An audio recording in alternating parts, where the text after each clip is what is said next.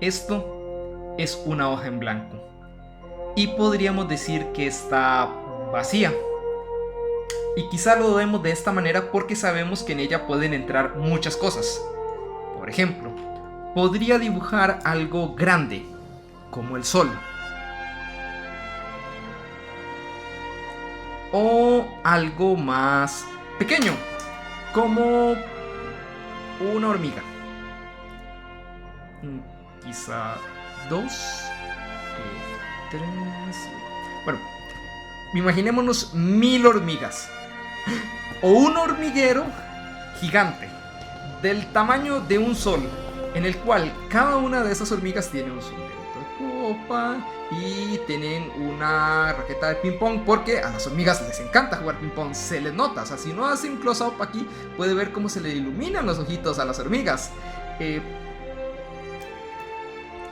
Todo eso entra en una hoja de papel. Bueno, sí. Gracias a la palabra, una hoja se puede convertir en un objeto infinito, donde la única limitante es nuestra imaginación. Al menos que estemos escribiendo teatro y no nos alcance para la escenografía.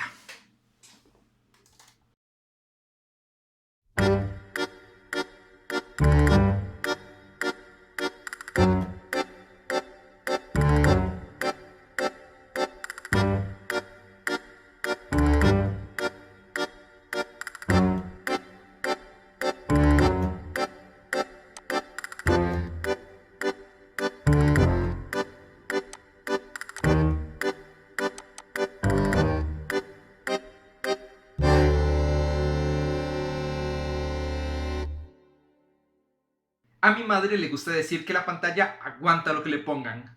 Básicamente eso significa que si estoy viendo una película de Rápidos y Furiosos en la cual Vin Diesel se manda a toda velocidad a chocar contra otro vehículo y lo vemos salir relativamente ileso, a pesar de que no llevaba cinturón de seguridad, nada me va a impedir creer que eso pudo pasar. En inglés se le llama suspension of disbelief o suspensión de la incredulidad.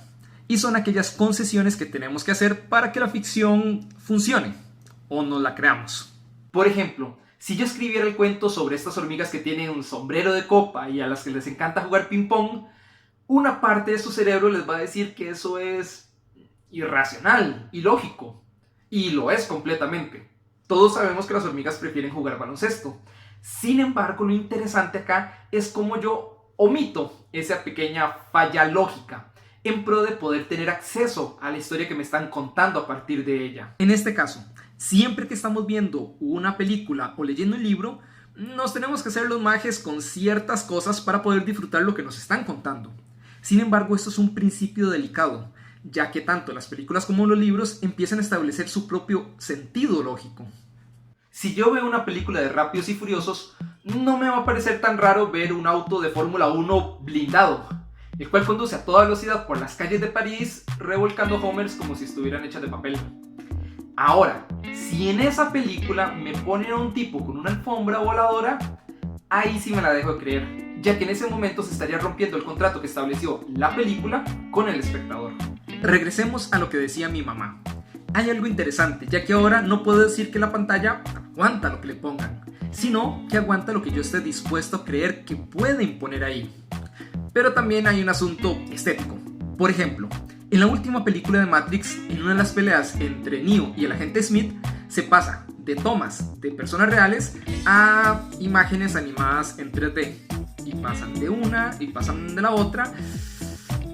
Y vamos a ver, aunque a algunas personas esto tal vez no les moleste, crea una conciencia de que nos están dando dos códigos y en ese sentido nos puede alejar de la experiencia, nos puede sacar de esta ficción que nos estaban vendiendo. Si quisiera seguir desmintiendo a mi mamá, a la cual le mando un saludo, tendría que decir que la pantalla no aguanta lo que le pongan, sino lo que la productora pueda poner en ella.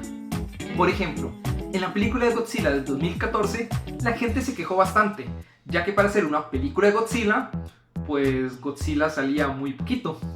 Y es que hay que entender que una animación es bastante cara.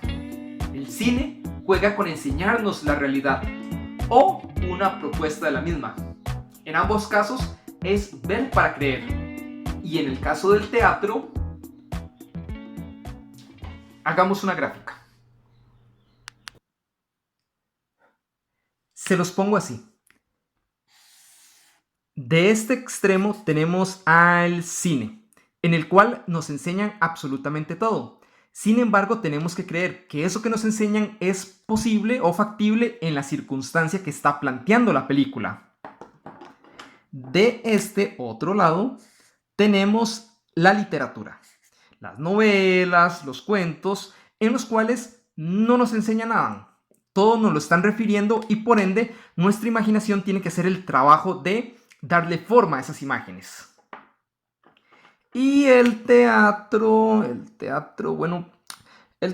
digamos que viene a estar como por acá, en un punto intermedio. Yo cuando era pequeño jugaba mucho al barco pirata con mis primos.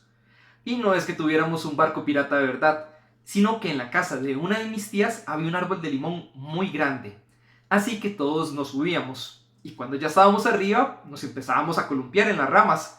Y el árbol se empezaba a mecer de un lado al otro, como si fuera un barco. Así que nosotros tomábamos los limones y los arrojábamos como si fueran bombas.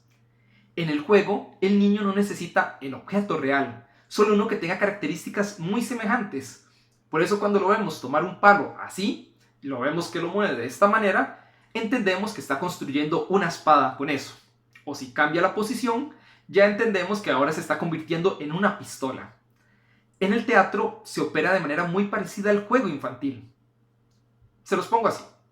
Si nosotros en el cine y en la televisión nos muestran una realidad con ciertas reglas y en la literatura nos referencian la realidad a partir de la palabra, el teatro queda en este punto intermedio, en el cual se construye como un juego, y un juego necesita convenciones. Básicamente reglas entre el espectador y lo que está sucediendo en escena. De esta manera yo puedo entender que me están construyendo la sala de una casa solo con poner un sillón o una lámpara. Y de la misma manera en la cual uno puede construir un barco pirata solo con un palo de limón. Lo mismo sucede con el tiempo. En una película, si nos quieren enseñar la misma sala de una casa después de que han pasado 10 años, tienen que modificar el espacio, tienen que dar señas de que el tiempo ha transcurrido por ahí. Mientras que en una obra de teatro podemos hacer que los personajes hagan referencia a ese paso del tiempo, sin que necesariamente tengamos que modificar la escenografía.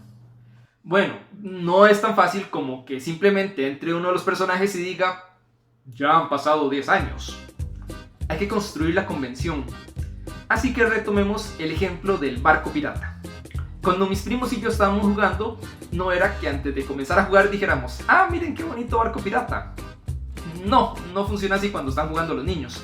Lo que hacíamos es que cuando ya estábamos arriba y estábamos jugando, si alguno de mis primos estaba a punto de caerse de alguna de las ramas, todos reaccionábamos como si estuviera a punto de caer al mar.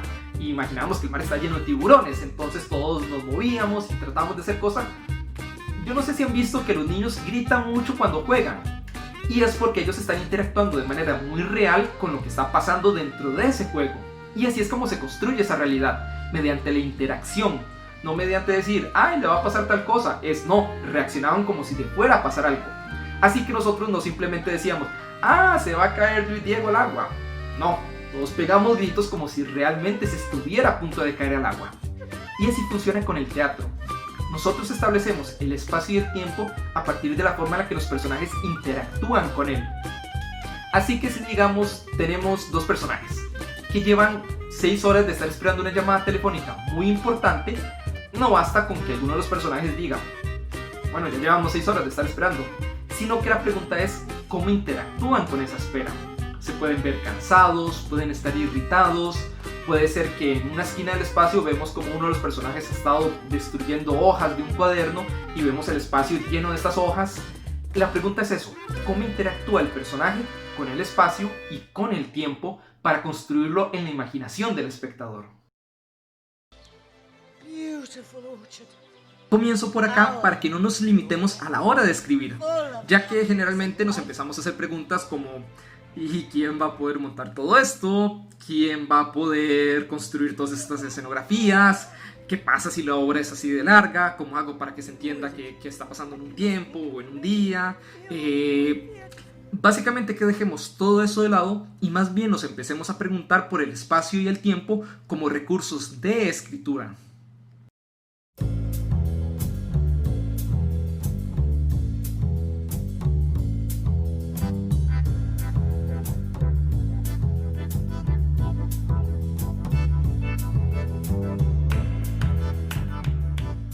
Comencemos con el espacio. Mauricio Cartú nos habla de cómo la escritura teatral es una improvisación imaginaria percibida con todos los sentidos. Eso solo significa que tener una imagen clara del lugar nos puede ayudar a la hora de escribir. Por ejemplo, imaginemos una compra de drogas. Es una situación bastante tensa. Quizá decidieron hacerlo en un lugar alejado. Pensemos en un lugar cerca del volcán Irazú, ahí en la montaña. También asumamos que es cerca de la medianoche, como para que nadie los interrumpa. De esta manera, ellos dos pueden hacer su negocio bastante tranquilos. Pero de repente nos damos cuenta que uno se está comportando extraño. Se ve algo inquieto, se ve casi ansioso, y a eso le parece sospechoso. En ese momento le empieza a preguntar que por qué las ansias, que si todo está bien. Y bueno, él le termina a confesar que es que lo que pasa es que está haciendo mucho frío y le ha dado ganas de ir al baño, a orinar. Y claramente se queda pensando porque, bueno, le puede ser una trampa. Y no, asegura que no es una trampa, que solo ocupa ir un momentico ahí a las matas, pero no está muy convencido de eso. ¿Cómo sabe que eso no es una excusa como para sacar un arma y robarle todo lo que tienen? Y bueno, quizá le propone, bueno, ¿qué tal si me acompaña y revisa que yo no hago nada raro? Y bueno, creo que ya entendimos más o menos por dónde va la idea. Las circunstancias afectan, pero el lugar nos estimula de muchas formas. No solo la ubicación, la cual claramente tiene todo un valor, es un lugar alejado, es un lugar solitario, pero la hora, la temperatura, las condiciones del espacio, todo eso también afecta la acción, ya que, por ejemplo, este intercambio se hubiera dado de una manera muy distinta si asumimos que pasa en un restaurante familiar. Claramente el lugar afecta. Quizá estén más cómodos, pero les va a tocar ser un poco más disimulados con todo lo que están haciendo. El espacio es un recurso muy interesante a la hora de escribir. Si recuerdan, durante el primer video hablaba de que existían 3 niveles de conflicto. El conflicto de un personaje consigo mismo, el de ese personaje con otro personaje y el último era el del personaje con su entorno. Así que el espacio no es simplemente donde está aconteciendo la acción, sino que el espacio nos puede dar conflictos, puede dinamizar la escena, puede cambiar las relaciones entre los personajes, pero también el significado de lo que está pasando. Regresemos al ejemplo de los Legos. Nosotros tenemos la misma situación, un intercambio de drogas entre 2 personas que no se conocen. Si nosotros trasladamos esa situación a la montaña, a este lugar oscuro, de una u otra manera estamos reafirmando la ilegalidad de lo que está sucediendo. Sin embargo, si yo establezco lo segundo, que este intercambio se da en un restaurante familiar, ahí la connotación que le estamos dando a esa acción es distinta. La volvemos algo menos violento, algo tal vez menos subterráneo, y de una u otra forma la estamos normalizando. Es una manera de decirle al espectador que aquí la droga o el intercambio de droga tal vez no es algo tan violento, no es lo que nos imaginamos regularmente.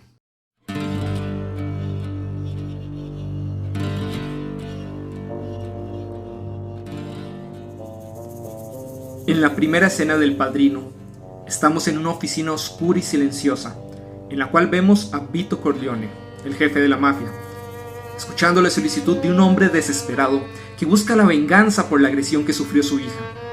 Todo parece muy adecuado para una película de mafiosos, hasta que nos damos cuenta de que por la ventana se ve un patio lleno de gente. porque hoy es la boda de la hija de Don Corleone, así que tenemos a toda la familia festejando, cual 15 años latinoamericano, con la tía y el primo, y niños corriendo por todo lado, y ¡opa! Que ese otro entró a la oficina.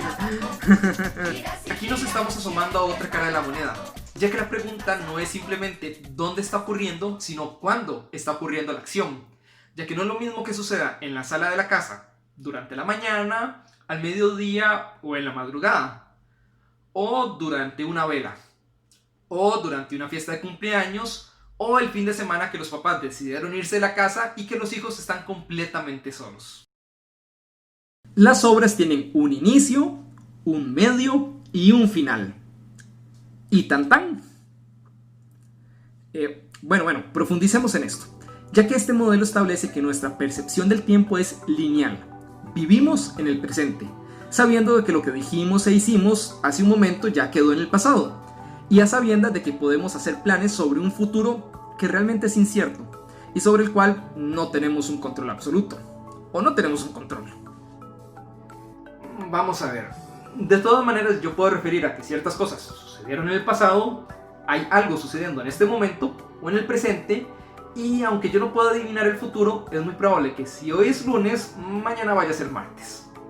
Se los pongo de la siguiente manera. Una de las características fundamentales que tiene el tiempo en nuestro contexto cotidiano es que nos ayuda a ordenar las cosas, nos ayuda a ordenar nuestra experiencia vital, y funciona muy parecido en la ficción. Pero aquí tengo que hacer una aclaración, ya que cuando hablamos del tiempo de la ficción podemos estarnos refiriendo a dos cosas. Por un lado, el tiempo del acontecimiento, básicamente el orden cronológico en el que sucedieron las cosas que estamos contando. Sin embargo, no es lo mismo al tiempo de la fábula. ¿Por qué? Porque el tiempo de la fábula es el tiempo en el que nosotros decidimos contar las cosas. No necesariamente nosotros nos tenemos que apegar a este tiempo para contar lo que nosotros queremos contar. Una cosa es la historia y otra cosa es lo que estamos contando de esa historia. Retomemos la situación de los narcotraficantes y dividámosla en 3 momentos. Entonces, tenemos un primer momento que es el encuentro de ellos dos en este espacio. Quizá es cuando se vuelven a ver, caminan sigilosamente, intercambian unas palabras y así. Este viene a ser el primer momento. El segundo sería cuando este otro empieza a comportarse de manera extraña, este lo amenaza y se da la confesión de que, realmente lo que tiene es ganas de ir a orinar. Extendamos un poquitico más este momento y asumamos que este, por desconfianza, lo acompaña ahí al matorral y espera a que haga lo que tenga que hacer y que no esté haciendo una trampa. Asumamos que ese es el final del segundo momento. Y por último, el tercer momento. Digamos que ya terminan de hacer todo el intercambio, logran hacer su trato de manera correcta y antes de irse, este quiere estrechar la mano de este. Pero él recuerda que no se lavó las manos. Entonces, con un poquito de asco lo vuelve a ver y le dice que después de lo que hizo, no está dispuesto a tocar su mano, que le da asco. Y se va. Digamos que ese podría ser el tercer momento. Ese es el orden de los acontecimientos. Sin embargo, no necesariamente se los vamos a enseñar al espectador de esa manera. Por ejemplo, ¿qué sucede si yo en vez de arrancar con el primer momento, comienzo con el último? ¿Qué es lo que va a estar viendo la gente? Bueno, un intercambio de drogas, en medio de la montaña, cerca de la madrugada, y a dos tipos que después de haber hecho este intercambio, se van a dar la mano. Sin embargo, uno de ellos vuelve a ver al otro con asco, y le dice que después de haber visto lo que hizo con esa mano, no se la planea estrechar. ¿Y qué fue lo que hizo con esa mano? El espectador todavía no sabe. Entonces se construye una duda. Puede haber hecho algo violento con ella, puede haber hecho algo asqueroso, no sabemos realmente. Así que saltamos al segundo momento, o por lo menos el segundo momento que le vamos a mostrar al público. Y este podría ser, digamos que el primero. Básicamente la llegada de ellos dos al espacio. ¿Qué es lo que estaría viendo el espectador ahí? Bueno, nos damos cuenta que son dos personas que no se conocen, que llegaron a ese lugar específicamente para hacer el intercambio de drogas y vemos cómo uno de ellos está inquieto. Y vemos cómo eso hace que la situación se ponga un poquito tensa. En este caso, el que está inquieto, es el que le iba a extender la mano al otro y fue el que hizo algo. Entonces nosotros nos preguntamos, ¿qué habrá hecho? Porque además lo vemos ahí alterado, lo vemos comportándose de una manera muy extraña. Pudo haber hecho cualquier cosa. Y ahí es donde nosotros saltamos al tercer momento, que básicamente viene a ser el segundo de la narración. ¿Y este qué es? Pues darnos cuenta que lo que tenía era ganas de ir al baño y que al final tuvo que ir a orinar ahí y el otro lo vio orinar y no se lavó las manos porque estaba en medio de la montaña. ¿Qué es lo que sucede? El orden de los acontecimientos no es lo mismo que el orden de la narración que vamos a hacer de los acontecimientos. Y a través de este cambio de las cosas nosotros podemos alterar la experiencia del espectador y las expectativas sobre lo que está sucediendo o lo que va a suceder o lo que ya sucedió. Aquí podría tirar referencias de esto, pero sé que están pensando en Pulp Fiction. Y sí, es como en Pulp Fiction, es como las Tarantino. Tarantino no inventó esto, pero sí, es como en Pulp Fiction. Entonces, pensemos en un conflicto con el tiempo.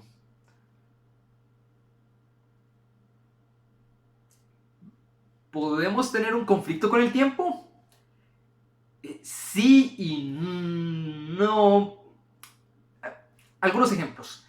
Si retomáramos esta situación de los narcotraficantes, y imaginamos que alguno de ellos tiene a su papá en cuidados intensivos en el hospital y que podría morir en cualquier momento, es probable que él quiera hacer el trato de una manera muy ágil para poder estar con su padre. En ese caso, el tiempo es un conflicto, pero se manifestaría a través de qué tan lento o qué tan torpe sea el otro haciendo el trato. Y además está la situación de que no sabemos si está cerca o lejos del hospital, entonces ahí el espacio vuelve a aparecer como un conflicto. También podríamos imaginarnos a un nadador que toda su vida ha soñado con ganar una medalla de oro. Sin embargo, cada año que pasa se está poniendo más viejo. Y lo que pasa es que para su categoría ya le faltan pocos meses. Entonces, si no logra ganar ahorita, pues ya no va a tener más tiempo. En este caso, la edad se manifiesta como una especie de conflicto temporal. O hay un ejemplo muy clásico que dice que cuando estamos teniendo una conversación, la manera de hacerla más interesante es poner una bomba debajo de la mesa y no saber en qué momento va a estallar. Ahí el tiempo se vuelve vital, ya que no sabemos en qué momento va a estallar la bomba. Pero hay conflictos con la bomba, aunque la bomba esté ligada al tiempo. Vamos a ver, el tiempo tiene características muy interesantes, pero generalmente lo que sucede es que nosotros asociamos esas características con una acción, con un objeto o con algo contundente, ya que el tiempo en sí es abstracto. Entonces lo que nos tenemos que preguntar no necesariamente es cuál es el conflicto con el tiempo, sino cómo ese conflicto se manifiesta en acciones o en situaciones específicas. Podemos tener un conflicto más simbólico con el tiempo y está bien, pero la pregunta entonces sería ¿y cómo se manifiesta eso? ¿De qué manera significa o simboliza? Porque el tiempo también es eso, es una especie de signo, es una especie de símbolo y pasa muy rápido en ciertas ocasiones y pasa muy lento en ciertas otras ocasiones.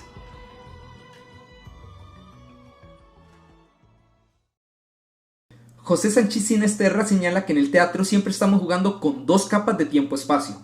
Uno, que es el referencial, como que la obra pasa en la montaña alrededor de la medianoche, en distintos lugares de un castillo a lo largo de varios meses, o en un camino en medio de la nada por quién sabe cuánto tiempo. Sin embargo, tenemos la otra capa, y es el tiempo y el espacio real. Es el teatro, o el espacio donde se esté dando la representación, y es el tiempo que dure la representación. Vamos a ver, aunque la obra de teatro refiera, no sé, Francia en el siglo XIX y se diga que la obra sucede alrededor de 5 días, realmente nosotros vamos a estar en el teatro universitario un domingo en la noche y probablemente la obra dure una hora, hora y media. Esto se oye un poco obvio, que siempre va a existir un tiempo y un espacio real y un tiempo y espacio referencial, que es el que referencia la obra de teatro. Pero es importante tomar conciencia de estas cosas, ya que en el momento que los tomamos en cuenta podemos construir cosas muy interesantes. Hagamos un gráfico. Entonces, esta línea de acá va a representar el tiempo.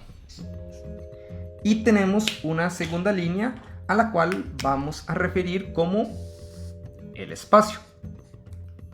Ahora, ¿dónde se cruzan estas dos? llamémoslo el tiempo-espacio real. Por ejemplo, el teatro de la aduana un viernes en la noche. Ahora, esto es lo que Sanchis llama esta primera capa de tiempo-espacio, a la cual debemos de sumarle una segunda, la cual es referencial. ¿Y esto qué significa? Que por ejemplo, cuando llegamos al teatro, bueno, podemos ver que tiene una silla, una mesa, varios, como que esto parece como la sala de una casa. Y cuando comienza la obra entra un personaje refiriendo que este es el día más frío de Navidad. Entonces, ¿qué es lo que está sucediendo acá?